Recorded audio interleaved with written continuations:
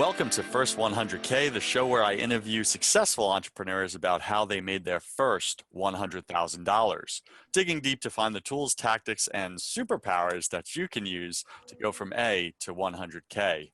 I'm your host, your coach, your friend, Joseph Warren. I'm also the owner of two co-working spaces here in Tampa, Florida, where I get the privilege of helping hundreds of entrepreneurs to start, launch, and grow their businesses. Now, today, our featured guest is fearless entrepreneur, Liza Marie Garcia. And Liza is an equity partner at Now SC Press. That's NOWSC Press. And she's going to talk about what that is. She's a New York City published book author, public speaker, and a faithful woman of God and a mom. Those are my favorite parts right there of that bio and introduction. So Liza, go ahead and fill in some of the gaps in that intro, if you would, and share with us something personal that very few people in your business world, your business life, know about you. Okay. Well, I was going to first add that I'm a tennis maniac, fanatic, whatever the word is. I wish I was playing it day and night. I'm not great at it, but I just love it. So let's go with tennis junkie. Yes, tennis junkie's good. Junkie is good. What do people not know about me? I ran a full marathon without stopping in 2011, the Las Vegas Rock and Roll Marathon. What? Yep, took me a year to train for it. I remember running my first mile and going, oh my gosh, I can't believe I ran a mile, which was like 19 laps around a track at a YMCA. And so, you know, it was, what I love about running a full marathon is that there's such a low percentage of people in the world that have accomplished it. And so it really helped my self-esteem and sense of achievement at that time. So I haven't been running since I moved to Florida, but I do other fitness things, but I'm proud of that. I'm on the other side of that. I'm one of the high percentage that refuses to run marathons. That is not in my vocabulary. I still don't get it, but whatever. Like, I think it's fantastic. Okay, cool. Thanks for sharing that. Now, let's get down to business. Our audience always wants to know, how much revenue did you do this past 12 months, this past year? Okay, so approximately. Right. So interesting that we're having this discussion today, because last night I got a post of on Facebook, a year ago today post, right, that showed me the very first book that we published. So I am actually a part of a startup that started in March of 2016. And so when I look at what I did repost it, because it took from March until November to publish our first one book. But then since that day, in 1 year, we had published 14 books, and I have 5 in progress right now. So although it took so long, right, to publish the first book, we're definitely on the road. When I look at revenue for the 14 books, some of those 14 books and the 5 in progress are our own type of books, and we could talk about that's one of our revenue streams and one of our directions in our company. So some of those are our own, not client paid. I would just do the math on it, and I would say where we're at, if you want to say where we're at, like in the last 12 months, we're probably around 65,000. If I just don't look specific at specific contracts, say on average what our contracts are, we have 3 levels of contract pricing. So that's where we're at. Got it. Okay, so you're on your way to the first 100K. We are. We have not achieved that on this publishing company yet. Nope. Got it. And you know what? I love chatting with entrepreneurs right at this stage of the game. And the reason why is you're with the rest of, you know, the 90%, and you're in it. You're in the mud. You're in the right. If you're doing those triathlons, right, you're at that part of the course where you dive into the ice pit or the mud, and it's like you get dirty, right? This is the hustle part of it. So we're going to talk a little bit about that. What are you on track to gross this year?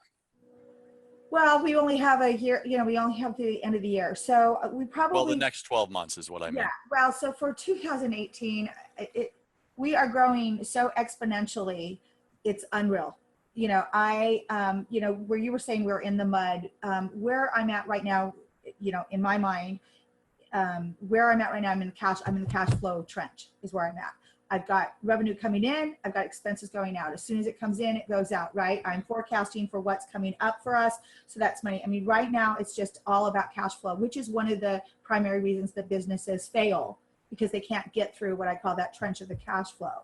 So as I look to that, you know, I'm not so worried about the revenue coming in. I'm more worried about, so to speak, right, the money to sustain all the amazing opportunities that are just coming up in 2018. So for me to even say that we'll double or triple, it's not unrealistic for me to think that we're going to triple. We might even quadruple what we did this year, next year in 2018, for what I realistically see in the forecast and what I see now that is starting to come to pass, the marketing levels that I've been working for this entire 20 some months of the business.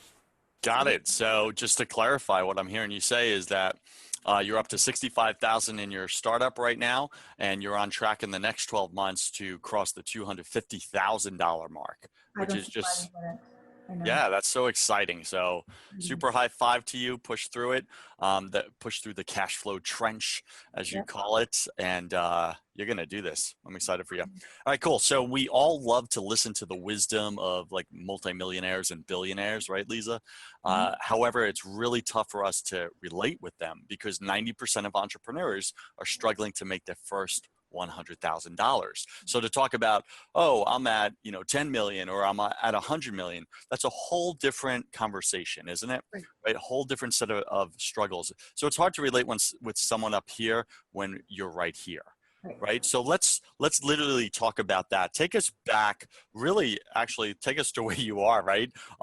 When you're struggling, you're pushing through, you're in the cash flow trench. Paint us a vivid picture of what is going on in like your day to day, right? What are you wrestling with, both externally and internally? Because a lot of that conversation starts here in our own brain chatter, right? So paint us a vivid picture of what's going on. Sure, I will. And I do want to point out one other thing though before we go there, and that is that this is not my first company, right, that I have started and ran. So my first company was a company called BIC. When I was 27 when I started it, and it was a technology company. And within that company, when I was looking at the first 100K, my first year of 6 digits was $696,000. And I had that company for 16 years, brought it to market, had, obviously success, couple offices, multiple employees, on and on. In that company, I can say that I can honestly say I never had cash flow issues. 15 years.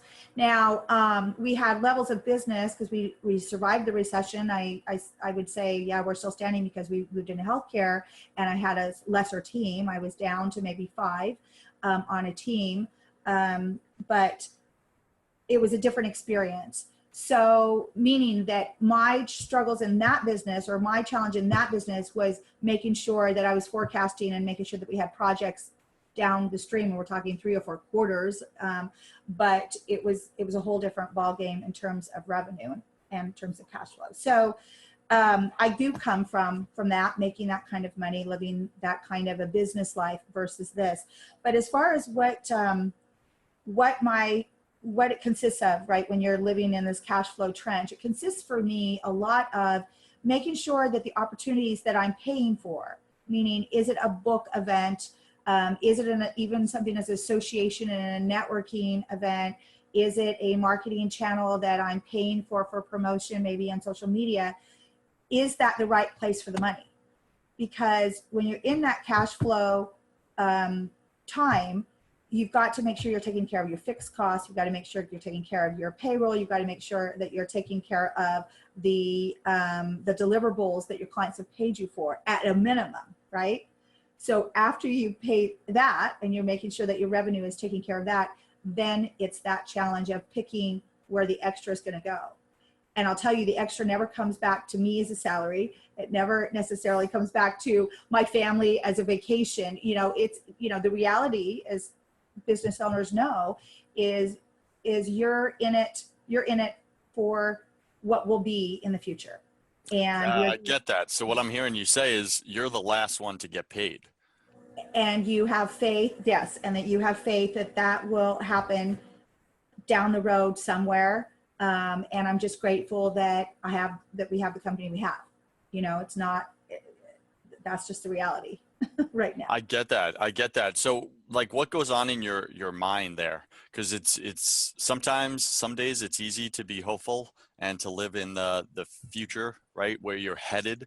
And then other days it's really darn difficult, right? To keep your eye on the prize. Like how do you wrestle with that? It is. So the way that I focus on it, and the right thing to do for me has always been go back to the mission. So the mission for our business is to publish purpose. So when I might feel bad that my daughters and I can't afford a ski vacation to Salt Lake City, where I have family, where I grew up, right? And I'm experiencing that right now, just to be honest, because it's Christmas. Talked to a great aunt a couple nights ago, got me looking again on the internet for flights. We can't afford it, you know, and it's not the right financial decision, even if we could afford it, to be honest. So I go back to my mission. What is the mission statement of the business? What is your main goal? Go back to that goal and keep your eye on that. And so that's what gets me through it, to know what I'm doing, what I'm building, what will come. Keep working, keep getting up every day, and keep doing what you need to do. You know, keep your eye on that mission, and I'm true to that, our mission. I think that's fantastic. And Startup Nation, as you're listening right now to Liza Marie Garcia talk about when she's in the cash flow trench and really struggling, keeping her eye on the prize, keeping her eye on the future when the cash flow is short. It's not as high as it needs to be currently. What she does is she focuses on the vision, goes back to why did I start this? What's my why? What is that impact I'm going to have in the world? What is the impact I'm currently having in the world? Why am I here? Why do we exist? And that relights her, right? Reignites her, and puts her back on purpose. And so let me ask you this, like what feeling, what sense of being is created in you when you go back and revisit your purpose, you revisit your mission, your vision there, Liza? The main feeling that comes over me is gratefulness. I am grateful that I have this business. I believe that this is a God-given business. I am grateful for what I do have. I understand right now I'm a woman of faith, and I understand right now that I'm in a season of just enough. I'm grateful for just enough. I do have gas in my car. I do have food. My daughters go to a great school. I do get to play tennis sometimes. I'm probably in the season of more than enough, for sure. You know, really, I should probably start changing the way I talk that way. But it's a gratefulness that I have a job that I love, and that I get to meet the clients that I meet, and I get to share the stories. Tonight, we're sharing an amazing story, No Safe Place. Yesterday, our client was crying on Facebook. She did 2 big videos crying about how important this book was for her and how it's been in her heart for like 10 years. I can't believe I'm on the team to publish that. So, you know, most of us know that money is not it. A ski vacation to Salt Lake is not what it's about. Having the amazing things that I had, I mean, I think God gave me that life previous to this so that I really could, like you kind of said, understand a millionaire's life, a not knowing the price of a loaf of bread life. I mean, I honestly lived that life for a while. So I know it, to maybe be so grateful now for what I have, you know. I get that. That echoes true. And you know, you bring this up, so I'm gonna go here for a second. It's like, it's tough, you know, if you're an entrepreneur who has tasted financial success previously, it's tough and difficult not to compare your current situation, your current business, to your previous business, your previous success. How do you wrestle with that? That's a great one. It's really tough to compare your old life with your new life.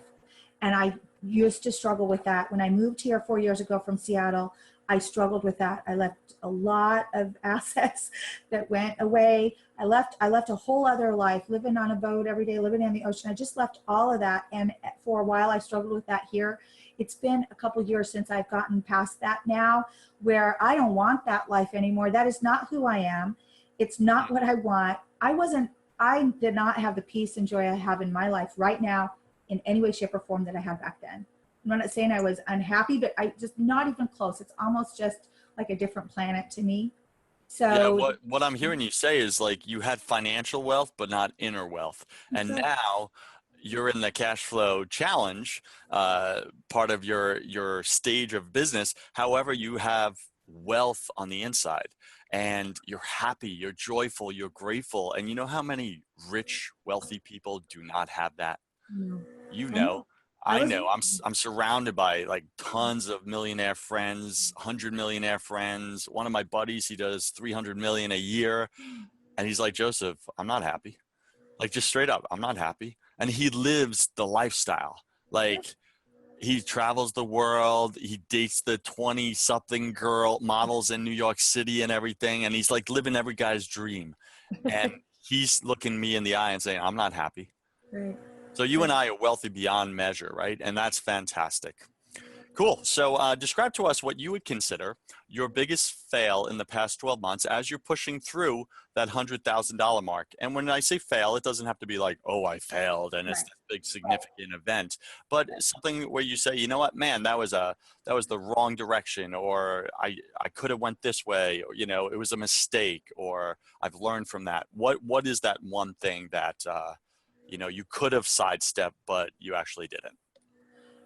I think for me, what I failed and actually what I still struggle with and what is so key is interpersonal. So I knew, part of the reason I was successful in my technology business before was absolutely due to the team I had. I had employees that had been with me, for 12 years. I had employees that had been through 5 years, and then I still mentor them and know them. I had some rock stars, and it does take a team to be successful. So as I build this team, and we actually now have 5 people on our team, I really understand as a second time business owner that is so key and important. So what I failed on, what I failed on is handling personnel issues in more of a rapid fashion, right? So trying to give Break, people the benefit of break the doubt.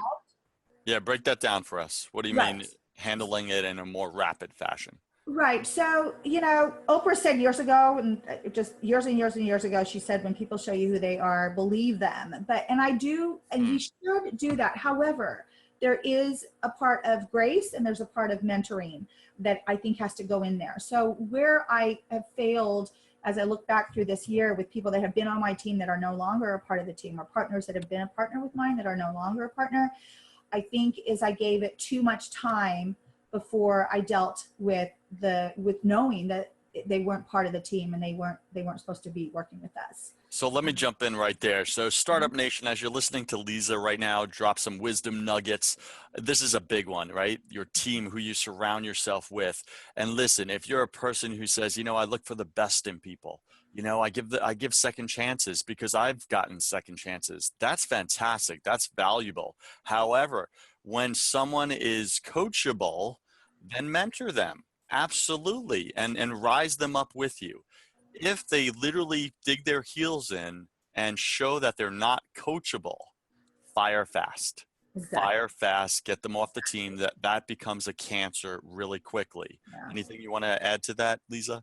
That's exactly right. And the problem when you're a business owner is that, it's another thing yet to deal with. So each morning, I've got how many things that I have to deal with before my head hits the pillow. You don't necessarily want to add another thing to deal with, which might be getting rid of a graphic designer that, is not supposed to be with you. So that's really, when I look back at what I wish I could change, I wish I could change that in terms of the timing being more aggressive. But I'll tell you that with those broken relationships, so to speak, good came out of it. Now that I see it, definitely good came out of it. I mean, and there was definitely good at some point with these people. So, and I would hope that, there's a couple that I can think that maybe I influenced them positively, and maybe in years from now, they might think, and, they might think it was positive. And, if we're trying to be an enlightened person and trying to be a person that grows, hopefully when we keep doing the same things, or when things keep ending up, the relationships keep ending up the same way, we might sit back and say, maybe it really isn't them. Maybe it really is me. So I mean, yeah, well, me too. Me Yeah, too. common denominator. What's the common denominator No, in this pattern? And if it shows up to be you, I know. you may want to work on it. You It's better work interesting. on it. Yeah, quick story based on what you just said as far as coachable, not coachable. So I had a family member that I just enrolled into the best personal development program on the planet, as far as I'm concerned, that I've been through. And this person went through the entire weekend because they promised me that they would, and said, I'm gonna give it my all. And literally I was standing for them, creating a life that they love, right, on the other side of it. And they showed up, and it's an intensive 33-hour weekend. So, right, it's like full immersion. And they sat there in the chair for 12 hours a day, and really did it. But they sat there, but they didn't participate. And I found out after the weekend, and because I was like, so what happened? What was the aha? What was it? Oh, I didn't have any breakthroughs. I'm like, nothing at all? They're like, no breakthroughs. I don't think the program works. Right? They did one of those. And here's the funny part: 179 other people in the room with them that weekend had breakthroughs, aha moments, transformations, right, on the inside out. But they didn't. So all of a sudden, everybody else was wrong. The room was wrong, everything. So the head person asked them specifically at the end of it, did you do the assignments? Did you do the homework? Did you make the phone calls? Well, no. Right. Oh, so pretty much what I'm hearing you say is you showed up, you did the weekend because you told your this person Joseph that you would do the weekend, but then you pretty much gave a big FU to everybody in the room. The program itself made everyone wrong so that you could remain the victim and be right and get the payoff about being the victim in your life. See, the program doesn't work. There's no hope for me. And it's almost like a drug addiction, the payoff of being the victim and staying the victim in your life. So Startup Nation, as you're listening right now, is that you? Is that No, you sometimes in your life where you play the victim? It I'm so doesn't work. glad. There's no I'm so workability. glad. Speak on that, Liza. Yeah, no, I'm sorry for interrupting. I'm really glad you brought that up, because I don't know that I knew anyone that played the victim in my life until I had someone on my team when we first started this company, and she actually left specifically because she didn't want accountability. She wanted to become the victim. And so that was my first immersion, so to speak, to use your great words there, into what that type of personality was. And it really doesn't make any sense to me, because I think I'm like you, I want to improve myself. I want to help other people improve themselves. If I found some knockout program, like I want to take that program that you just talked about, but how could you not get everything out of that? How could it not be life-changing for, your friend? But it's even on a small scale, you can call yourself a victim if you're driving around and saying, oh, my business is never going to succeed, or I'm never going to, make this sale. What I learned the perseverance I learned in my technology company obviously helped me, but in this company greatly. I could not get a book signing in the Clearwater Barnes & Noble. Couldn't do it. I'd call them, and each Barnes & Noble, just for a quick story here, they're all kind of their own little separate entities.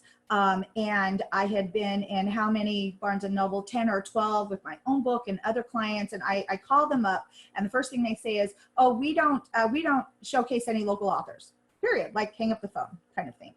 So anyway, I was calling and calling. I think it was maybe 4 calls until finally I got in the car for a meeting, have the meeting, think we're great, we're not, still saying no, probably 8 or 9 times. And I don't, there's all the stats of how many calls does it take to make a sale and how many times I don't know where my stats fell in, but I know that I just refused to give up. This is just ridiculous, I felt to give up. And, your dog thinks it's ridiculous too. I'm sorry. No. Sorry. I'm just making a joke. I have to go pick up books and a poster today before I get to the office. So we're doing this here in my home office. I'm sorry. But anyway, what I was saying is that, so eventually, it's just to end the story. Did we get into Barnes and Noble Clearwater. Absolutely. And not only did we get in, they asked me to be in every single show they have. So that I had to turn them down. They'll say, we're having a middle school show. Can you be there? We're there this weekend. We're there next weekend. They love us. They never met anyone like our company. They're now our best store, and they don't even want us to go to other Barnes and Noble stores. That's how much the tide has changed. But my point is that it's easy to even pretend like you're a victim or have that victim mentality on different areas of your business and not realize it, saying, I've tried that before. I mean, when people tell me, well, I've tried that, that doesn't work. We have clients that say that all the time. We've done that, but it doesn't work. Well, you know what? Let's try it again. Let's do it again. Let's persevere. Let's change our angle. Let's change our strategy. Let's, change our approach, or let's just try again. I love that, right? And I'm going to bring this out to you, Startup Nation, is how you play small in one area of your life is how you play your whole life.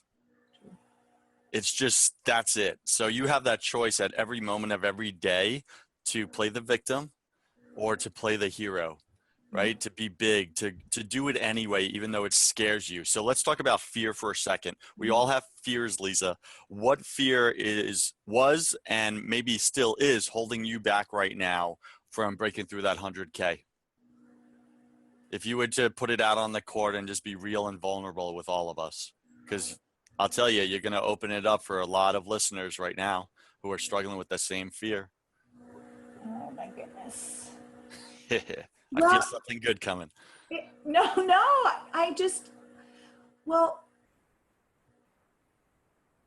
I'm a believer. So I know God's taking care of us. I know he's taking care of our company and taking care of me and my family. I don't have fear with that. He keeps continually showing me. So I'm like, I got it, God, I'm good. I know you're taking care of us. So I am not fearful that we're going to make 100,000 at all. In fact, I might even be low on my numbers. I don't know. I just want to be truthful about it. But,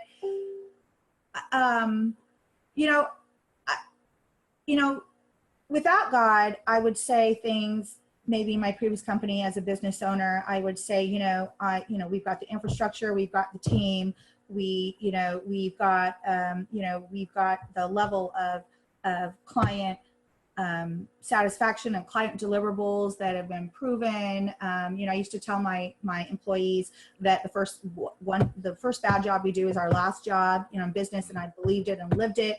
We were unmatched. And so I would say that and feel like we have it.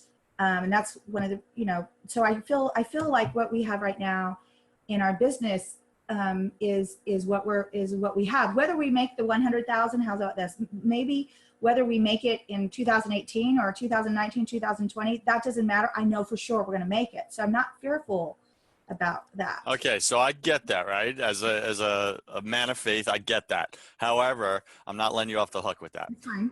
Okay. So like human fear. Talk to me about human fear. There's definitely human fear if you're human, right? So you're human. So what is a fear right now? Maybe it's external of the $100,000. What's a fear that's holding you back right now? In the business? From playing all out? I don't know how much more out I could play.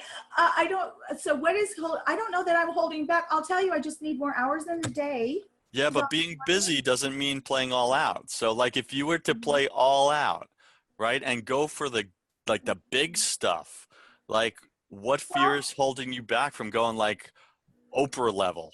You brought up Oprah earlier. Okay, well, let's see if I'm on the right track with this answer. So yesterday we're outgrowing our office again. And so I looked at 2 office spaces. I went downtown to some office space and was, fell in love with the offices, and they're like $1,600. Yes, I'm fearful of signing a lease for $1,600 given where we're at. So does that count?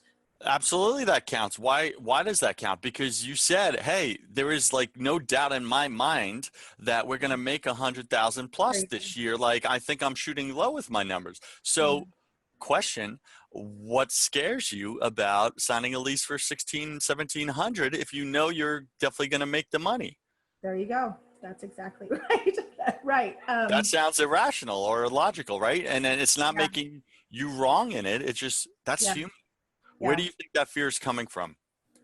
Well, just like I said, because I'm in that trench with all the bills going by and the revenue coming this way and the expenses going the other way. So yeah, and maybe I need to say, okay, let me hop out of the trench and start acting like the company that we are. That's it, right? So sometimes rather than living in the present, and I'm saying it wrong, but you want to live into the future that you're creating, Yeah. right? So if you're creating a future where you're going to do 250,000 plus Yeah. in the next 12 months, Yeah. then you want to start living it now as if it is real, right? Yeah. That's how you create it. So I would just recommend maybe go sign that lease. If it's a good decision, go sign the lease, right? Because what it's going to do, it's going to pull out your best because now you don't have a choice. Now Right. you got a bigger bill to pay and Right. you're a woman of integrity. You're going to make that every month.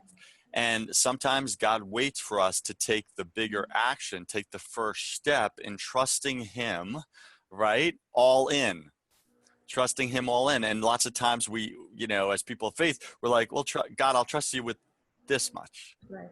Right. but not this much.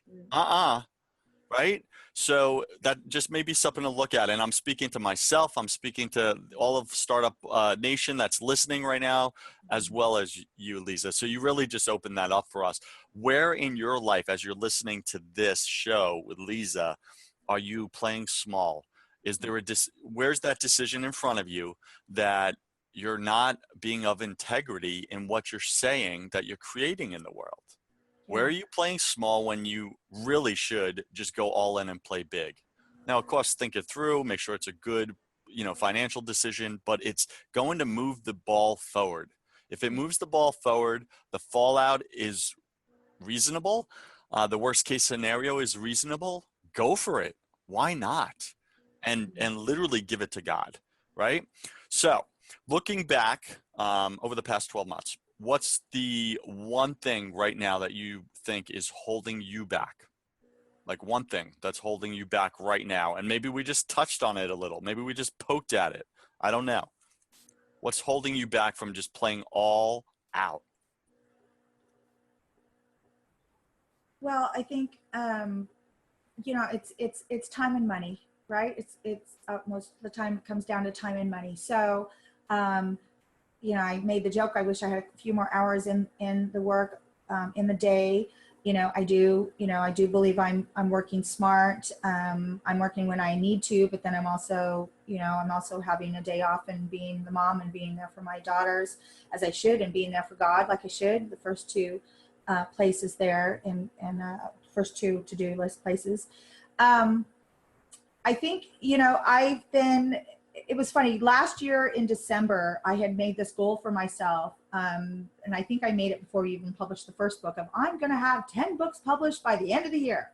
Okay. So I had one book published by the end of the year. Now this year, I've almost doubled my goal in a year. And so I've really had my head down, in addition to everything else in running a business and all the changes and everything that we're doing. I really have also had my head down to get books out the door, because you can't be a book publisher and not have a lot of books. So I've been really focused on that so much that I know that what's holding me back now is really what we talked about, that also has to do with time management and time allotment and resources, right? Resource allotment is that, okay, we're good. We've got our books, we've got our clients, we've got our procedures, we're there. So now I need to not be doing that part of it. And so I think that, and I have been praying for another resource to help take things off my plate. And I think up until talking with you now, I think I thought their role was a little bit different. I think I understand their role more clearly now after you and our talk today of what things they want to take off my plate, because we do need to now go to the next level, and I need to be acting like that. I agree. That's fantastic, right? Because I know entrepreneurs like you and I, some of our listeners tend to have control issues, right? And we don't let go. And we think, oh, I'm the only one that can do that, when in reality, it's not accurate. Right. There's others that can do it, and probably better and Right. faster, right? And sometimes we just need to say, you know what, that's not my superpower. Yep. And get clear on what is your superpower. So Liza, what's your superpower in your business? Straight up, one thing. Oh gosh. I think my superpower is I've always understood that a client is going to hire me and stay with me because of me, Liza Marie Garcia, meaning knowing me. So I think my superpower is that I just try to be myself and I try to communicate and work with them as who they are. It might seem kind of simplistic, but but you know, you're talking to someone at a C level. They talk to a lot of people. They hear a lot of pitches. They have multiple options of what to buy. They can say what the dollar is. It's not about the dollar. It's not about the product. It's not about the company. At the end of the day, it's about that person. Do they like them or not? Got it. So what I'm hearing you say, Liza, is that your superpower is customer relations, client relations I think in your so. business. Everything else, let go of. Yeah. Everything. Delegate it out. Yeah. Everything. And I No. know that scares you, right? I get it. But I'm telling you, that's where you're going to just rocket ship. Yeah. All you do going forward from like this chat forward is literally just you're the client relation gal. Yeah. So you just keep them happy. You're the voice, you're the face of the business. All the execution, let go of. Yeah. Literally give it to people who are experts Yeah. and find ways to pay them. Even Yeah. if the cash flow isn't there, you're in the cash flow trench, figure a way. If there's equity to be given, give equity, whatever, but do whatever you need to do to get your hands off of everything other than client relations. That's your superpower. That's your success strategy right there. Does I agree. that land at all? Yeah, no, that's awesome. And the only thing I would add to that is it's also though managing the team. So my relationship with Sure. my team and fostering that and growing them and promoting them and, you know, supporting and giving praise. I mean, even that is so important, you know, to give to you. Exactly, right? So that's the other part of it, right? So you're the client relation, you get the client, you know exactly what they want, what they're looking for, you maintain the relationship, and then you communicate that to your team. The team now goes and runs with it. Right. That's it. And that's your winning strategy. So let's wrap it up here. What is the best business advice that you could give to Startup Nation who's listening right now? The best business advice that you've heard or whatever that you're going through right now, you're implementing. What is that one nugget? The nugget is 2 words: be nimble. Be nimble. Change, let the market change your pricing, let the market or your trials change your product lines, your revenue streams, let your people come and go and see what's right. Change your strategy, change your don't change your mission, but change your surroundings. Be nimble. Life is change and markets are change and everything. And if you're not nimble for whatever, you know, really, you need to look back and say, why am I so stuck on this idea? Why am I stuck on this procedure or this operation or this way? That has been really the key to the success for my first business. It's definitely been what our life has been in the second business. And I think that is something you've just got to just embrace. My first book, I was going to name it Embrace Change, honestly. And it was just, or Invite Change. We didn't name it that, but be nimble. Got it. So Startup Nation, major value grenade right there that Liza just dropped, okay, is be nimble, be flexible in everything but your vision. Everything but your vision. Stay true to that. Stay clear with that. That's where you're headed, right? Everything else, be flexible because that's a startup. It's a very volatile type of environment, right? So awesome. What is one daily habit that you're doing right now that is moving you forward in the direction of your vision, your dream, Liza? Oh, it's my morning with God. And sometimes I get up at 5 a.m. or my alarm sets at 5 a.m. And sometimes it's listening to Joseph Prince and falling in and out of sleep. I will confess. Sometimes it's reading the word, but it's my time with him every day of my life, at least that first hour. And then I continue and try to stay with him throughout my day for sure. But love it. Got it. What's your favorite website, app, or digital resource right now that's pushing you through this first 100K hurdle? Well, I do the Daily Word. the daily, it's called the daily word, I think, that I get for the Bible in a year kind of thing. I made a goal for me in January of 2017 to read the Bible in a year. So that's my favorite app as far as business, apps. And I'm not true. I'll subscribe to a bunch of them, but I'll tell you, it's not become a habit, one particular one. Got it. Is there a favorite that's helped you? Um, A website, a resource, something? you know what I end up doing? I really love to just use Twitter for, I use Twitter sort of as my search engine. So, if I'm Interesting. wanting to, what's coming or what's on my mind or who did what, I'll use it as a search engine because there's no advertisements in that. And then that's what I. Okay, that's an interesting approach. Okay, cool. So we are about to enter my favorite part of this show, which is called the hustle round. So this is where I'm going to ask you 12 quick fire questions. You'll have about 3 seconds to answer each question. Don't overthink it. Just say the first thing that comes to you. Are you ready? I hope so. All right, cool. What's your favorite sound? Ocean. Got it. What's your least favorite sound? Ugh. Dog barking. When you were a child, what did you want to be when you grew up? Oh gosh. I've always loved business. Business or be a dancer. Okay. What are you most afraid of, Liza? I don't know. I don't know what I'm most afraid of. If you did know. What am I most afraid of? Probably I'm most afraid of my parents getting older and passing away. Got it. That's real. What did you spend way too much time doing the past 12 months in your business? Oh, way too much time passed doing. I'm proud of my last year. What's one area that you're like, okay, I spent way too much time doing that? Maybe when I was still worrying or stressing or having anxiety. It's been a while, but yeah. Yeah, worry, stress, and anxiety, we definitely spend too much time doing. Yeah. What secret fear do you have about people? I don't think I have a secret fear about people. There's good people, there's bad people. In relation to you, what secret fear do you have? Well, maybe a secret fear might be that, as I'm a speaker too, and, I do have a secret fear. I'll tell you, I do have a secret fear.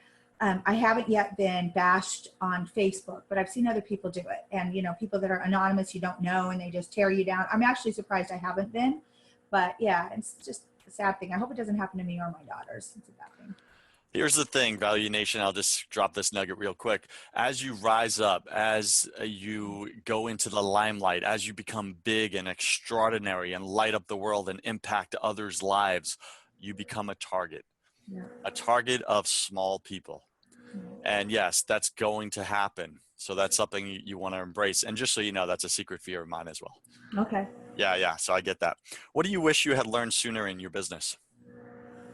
Oh gosh. Well, I wish I had learned sooner the value of a relationship with Christ. Okay, got it. What's a new habit that you want to form? I'd like to form a more a daily fitness. My fitness is kind of when I can, and that I really wish I could go back to 7 days a week of a certain fitness thing because I love it. I love it. And what's a bad habit you'd like to break? Probably getting more angry with my daughters. I try to not, but occasionally I can't handle it. I get it.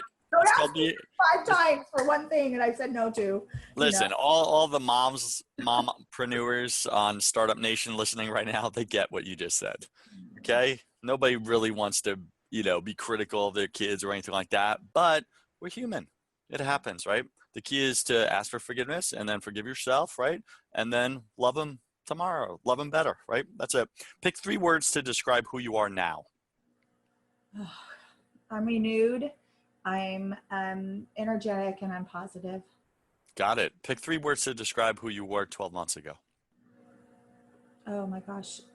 Tired probably, and unsure, and striving. Got it. Imagine sometime in the distant future, and there you are standing in front of your tombstone. Read to us what it says on it. I just wanted to say that she was a woman of love. just want it to be, that's what I want my daughters to know, want to say about me. I want them to say, number one, that my mom was just a woman of love. And then the second thing I want them to say is she's one of the happiest people I knew. I've always wanted that. Years ago, I had a nanny, and when I was interviewing her, she was our nanny for 4 years, and she made a big impact on me by telling me that her mom was the happiest person she had ever known. And I had just had my first baby, and I thought one day I want my daughters to say my mom is the happiest person that I've ever known. So I hope that says that. It says that. Love it. Now, if you could come back to life after you died and tell your daughters, tell your family, your friends only one piece of advice, Liza, what would you say to them? I'd say trust him, trust God. Love it. Got it. Liza, I just want to give you a high five and tell you you rocked your interview. Thank you for being real with Startup Nation, with myself. What's the best way for our listeners to reach out to you? I would really love right now more followers on our publishing Facebook page. And that would be just awesome. We have books for all genres. And our Facebook page is now, NOW, SC for Strong Courageous Press. So if you find us there and like us, I'd appreciate it. All right. So that's Now SC Press on Facebook, correct? Correct. Okay. Awesome. Liza, thank you for joining us today, and I wish you peace, love, and superpowers. Thank you so much. I loved it. Thank you again for the advice. Well done. Startup Nation, head over to First 100K for even more tools, tactics, and tricks that you can use to go from A to 100K. I'm your host, Joseph Warren, and you were made for greatness. So stop being a wuss and start being a winner. Have a blessed day, and I'll see you at the top.